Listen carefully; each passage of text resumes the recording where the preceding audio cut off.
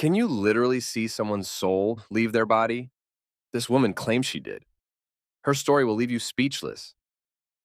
On the way to a doctor's visit on January 5, 1993, my soon-to-be spouse T fell into a coma and developed a high temperature.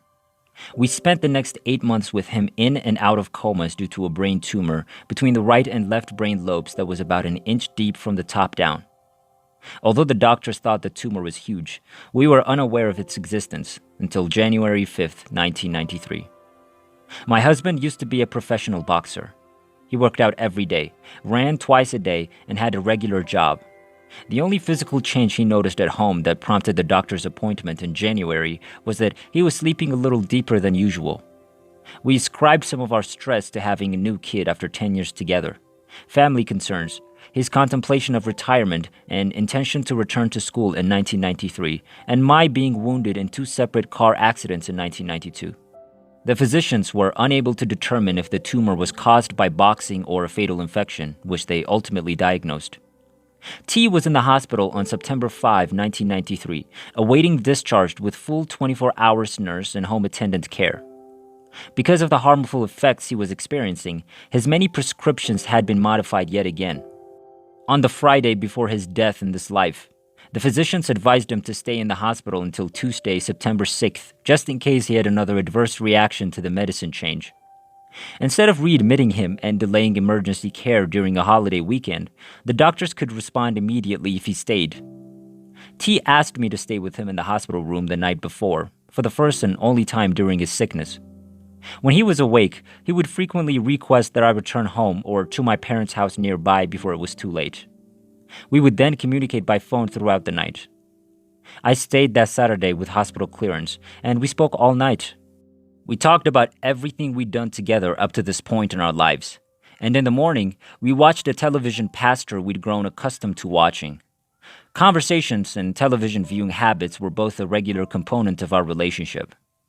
T had only recently begun visiting churches, so I went to church physically. Between 8 and 9 a.m. on Sunday, physicians and nurses began to visit his hospital room with increasing frequency to monitor the machines he was hooked up to. Around 10 a.m., 2 doctors entered the room and calmly informed T and I the machines had shown a pattern of deterioration that would lead to a coma and, in their opinion, death within 24 hours. I was astounded that the physicians could diagnose, anticipate, and pronounce his death sentence. They spoke to us matter-of-factly about their decision to DNR, or do not resuscitate, or offer medical help. I had always believed that you should do everything under the sun to keep your life going.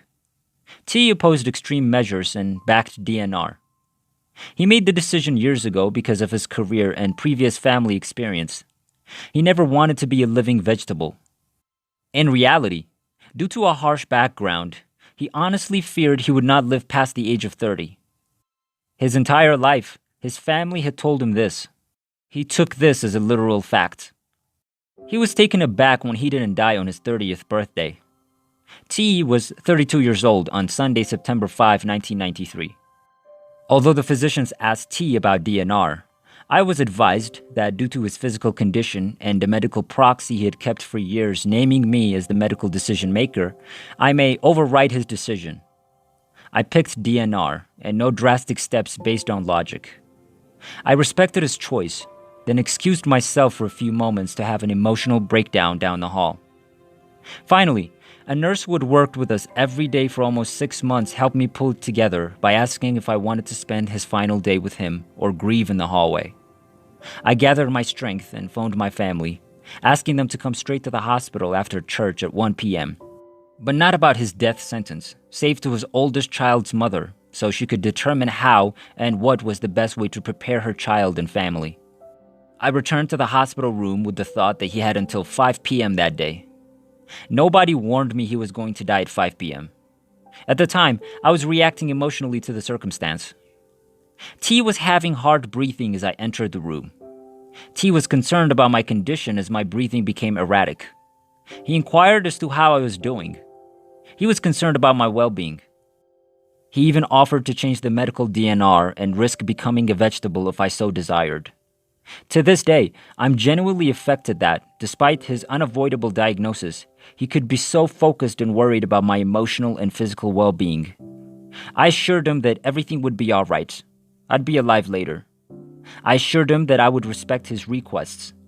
He stated that he wanted to preserve his decision while visibly embracing all that was happening. I was sitting on the side of his bed, holding his hand as his breathing became increasingly ragged and labored. His gaze was serene. The medical staff came in and out of the room, checking the machines. I wonder if these were my final minutes or hours on Earth. I reached for the Bible near T's nightstand while holding his right hand. I decided to let it open wherever it would and just kept reading God's Word. What could be more wonderful to hear? We'd already talked about everything the night before. The Bible was opened on Matthew chapter 28, verse 1, which described Mary and Mary Magdalene visiting Jesus' tomb. I could read and watch T's face as his breathing became more pleasantly erratic. He kept his gaze fixed on me until 4 breaths before his last exhale. I was completely aware of how utterly quiet everything was after that breath. As I sat there, holding his hand, I noticed something unusual. I witnessed what appeared to be a whitish, wispy, foggy human form lifting out of a lying down to sitting to lifting form departing his body. It moved upward and diagonally across the corner of the ceiling. "This is wild," I exclaimed.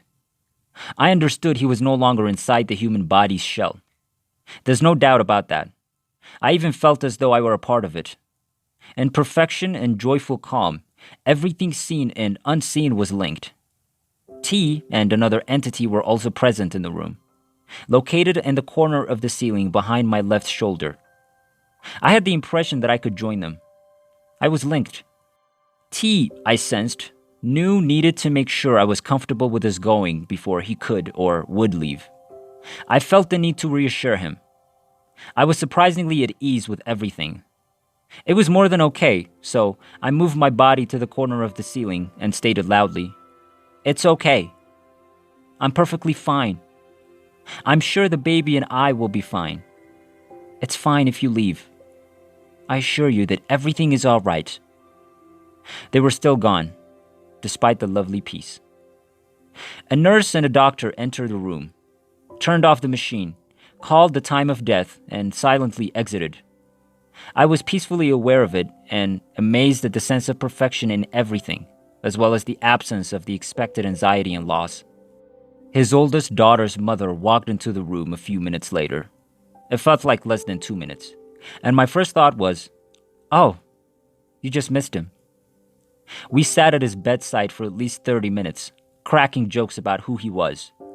We didn't realize she hadn't stopped at the visitors' or nurses' desks to inquire for his floor or room number until we were approximately an hour out of the building. She had quickly dashed out the door to see the hospital. She knew I was alone that morning. In her haste, she never realized she hadn't requested for information. I've never wished for him to return or questioned his decision to go afterwards. Over the years, I've done my best to share this experience with friends and family. Tonight, I feel obligated to write about it. I'm not sure why.